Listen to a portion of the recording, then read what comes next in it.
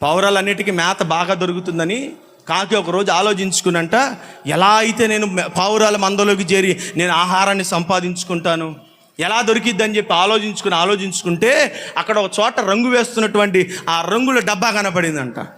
డబ్బా కనపడితే గబాలను అనుకుందంట, అవును నేను పావురంగా మారితేనే, పావురం రంగు ఏంటి చెప్పాలి, పావురం రంగు ఏంటి, పావురంలాగా మారిపోతే నేను కూడా చక్కగా ఆహారం తినొచ్చు అని చెప్పి అనుకొని వెళ్ళిపోయి ఉన్న పాలన ఆ తెల్లటి రంగు డబ్బాలో మునిగిందంట.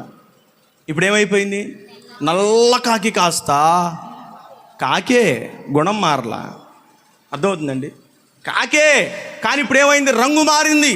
ఇప్పుడు అనుకుందంట, నేను రంగు మారిపోయాను, నాకు తెల్లటి రంగు వచ్చేసింది, ఇక నేను కూడా పావురాన్ని అనుకొని చెప్పి పావురాల మందలోకి వెళ్ళిపోయి చక్కగా ఆ పావురాల మేత వేస్తుంటే శుభ్రంగా తింటుందంట.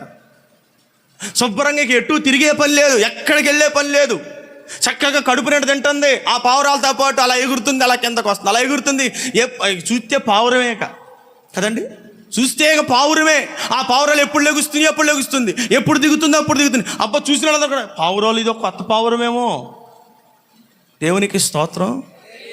పావురాల్లో ఇది ఒక కొత్త పావురమేమో, మూతు బారుగా ఉంది, తోక పెద్దగా ఉంది, ఒక కొత్త వింతైన పావురమేమో అనుకున్నారు. మనుషులకి తెలియదు కదూ, మనుషులకు కనపడదు కదూ.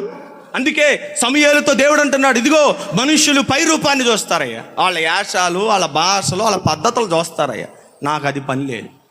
మీ వేషాలు నాకు పని లేదు, మీ రంగుతో నాకు పని లేదు, మీ భక్తి వేష కూడిన భక్తి నాకు అవసరం లేదు. నేను కోరేది అంతరంగాన్ని. ఎవడైతే అంతరంగమందు నిజము పలుకువాడు అట్టివాడే కదా.